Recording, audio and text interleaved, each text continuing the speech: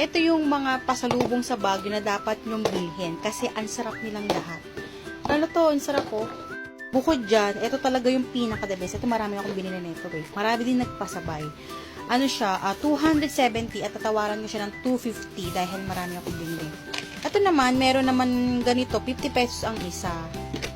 Pili. Tapos ito ang huwag nyong kalilimutan. Dahil sobrang sarap din nito. Sarap kaya niyan.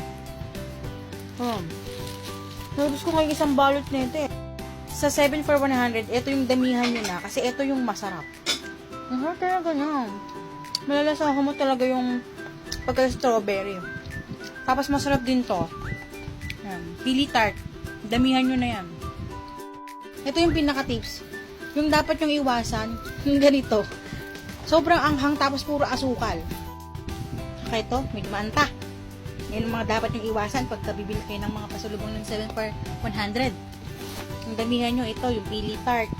Tsaka to, yung Baguio strawberry.